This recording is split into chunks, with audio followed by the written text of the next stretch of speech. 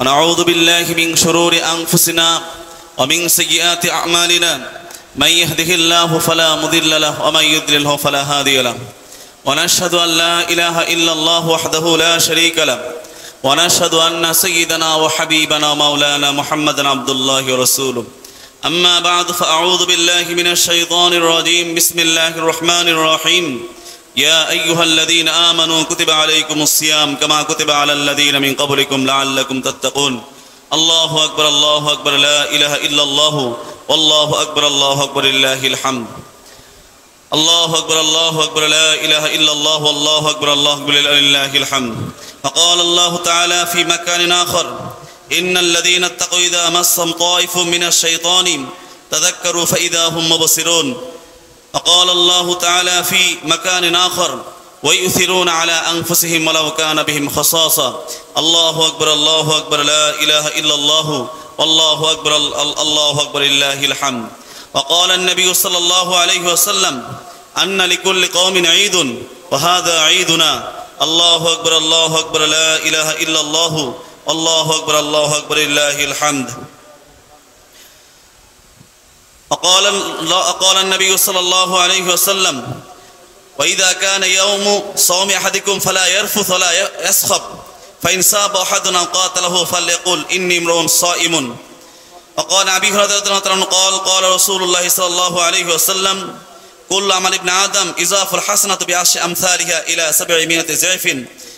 فقال الله تعالى إلا الصوم فإنه لي وأنا أجزي به يدع شهوته وطعامه من أجلي للصائم فرحتان فرحة عند فطره وفرحة عند لقاء ربه الله أكبر لا إله إلا الله والله أكبر لله الحمد وقال الله تعالى في مكان آخر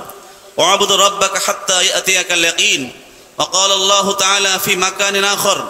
يا أيتها النفس المطمئنة ارجعي إلى ربك راضية مرضية فادخلي في عبادي وادخلي جنتي الله أكبر لا إله إلا الله والله أكبر لله الحمد وقال الله تعالى في مكان آخر ولا تكونوا كالتي نقضت غزلها من بعد قوة أنكاثا تتخذون أيمانكم دخلا بينكم إلى آخر الآية الله أكبر لا إله إلا الله والله أكبر لله الحمد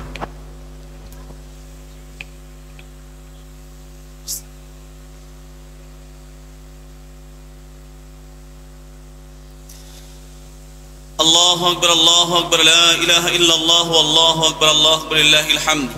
إن الحمد لله نحمده ونستعينه ونستغفره ونؤمن به ونتوكل عليه ونعوذ بالله من شرور أنفسنا ومن سيئات أعمالنا من يهده الله فلا مضل له ومن يضلله فلا هادي له ونشهد أن لا إله إلا الله وحده لا شريك له ونشهد أن سيدنا وحبيبنا مولانا محمد عبد الله ورسوله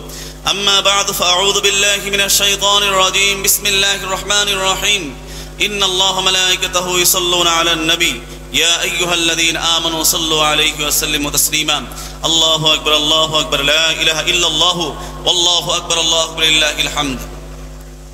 اللهم صل على محمد عبدك ورسولك وصل على المؤمنين والمؤمنات والمسلمين والمسلمات وبارك على محمد وأزواجه وذريته قال النبي صلى الله عليه وسلم أرحم أمتي بأمتي أبو بكر وأشهدهم في أمر الله عمر وأصدقهم حياء عثمان غداهم علي وفاطمة سيدة نساء أهل الجنة والحسن والحسين سيدا شباب أهل الجنة وحمد أسد الله وأسد رسولي اللهم اغفر العباس وولده مغفرة ظاهرة باطنة لا تغادر ذنبا الله في أصحابي لا تتخذهم غرضا من بعدي فمن أحبهم فبحبي أحبهم ومن أبغضهم فببغضي أبغضهم وخير أمتي قرني ثم الذين يلونهم السلطان ظل الله في الأرض من أهان سلطان الله في الأرض أهانه الله أكبر لا إله إلا الله والله أكبر لله الحمد إن الله يأمر بالعدل والإحسان وإيتاء ذي القربى وينهى عن الفحشاء والمنكر والبغي يعظكم لعلكم تذكرون فاذكروني أذكركم واشكروا لا تكفرون الله أكبر لا إله إلا الله والله أكبر الحمد সম্মানিত প্রিয় মুসল্লি কিছু জরুরি কিছু কথা এক নাম্বার বিশ্বনবী সাল্লাল্লাহু আলাইহি ওয়াসাল্লাম বলেন মান সামা রমাজান যে ব্যক্তি রমজান মাসে রোজা রাখলো সুম্মা তাও সিত্তাম মিন শাওয়াল এরপরে শাওয়াল মাসের 6টি রোজা রাখবে, কানা কাসিয়ামিদ দাহারি, সে যেন পুরা বছর রোজা রাখলো। অর্থাৎ আল্লাহ তাআলা তো এই নেক আমলের বদলা 10 গুণ পর্যন্ত বাড়ায় দেয়। তে 6টা রোজা রাখলে, তাহলে যদি 6টা রোজা রাখা হয় তাহলে 10 গুণ করে সব কি দিবেন, বাড়াই দিবেন। তো অতএব আমরা রমজান মাসের পরে আমরা বাড়তি 6টি রোজা রাখার চেষ্টা করব। আর ইমাম আবু হানিফার মতে এই 6 রোজা শাওয়াল মাসের যে কোনো দিন কি রাখা যাবে। আর আরেকটি বিষয় হচ্ছে, নবী করিম সাল্লাল্লাহু আলাইহি ওয়াসাল্লাম বৃহস্পতিবার সোমবার রোজা রাখতেন সপ্তাহে। নবী করিম সাল্লাল্লাহু আলাইহি ওয়াসাল্লাম আইয়ামে 20 মানে উজ্জ্বলতা, মাসের আরবি মাসের 13, 14, 15 এই 3 দিন রোজা রাখতেন। নবীজি বলেন, কেউ যদি 13, 14, 15 তারিখে রোজা রাখে, আল্লাহ তাআলা তাকে পুরা মাস রোজা রাখার সওয়াব দান করবে। যে বললাম মানে 1 10 গুণ, 3টা কত, 3 10 30। তো এই জন্য আমরা সকলেই হচ্ছে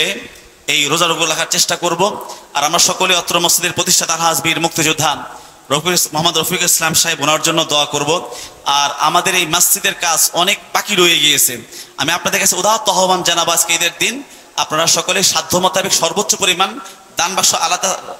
দান বাক্স ছাড়া হবে না, এই দান বাক্স রাখা আছে। ওই যাওয়ার সময় দান বাক্সে সর্বোচ্চ পরিমাণ 200 গম্বুজ মসজিদ নির্মাণ কাজে শরীক হওয়ার জন্য, অনেক কাজ বাকি, আপনাদের সকলের সহযোগিতা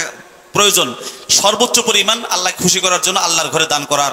চেষ্টা করবেন। আর বাড়িতে যাওয়ার পর অবশ্যই যারা প্রতিবেশী আছে তাদের খোঁজ খবর নেবেন, যারা অভাবী তাদের ঘরে খাবার পৌঁছাই দিবেন। আল্লাহ তাআলা আমাদের সকলকে তৌফিক দান করুন।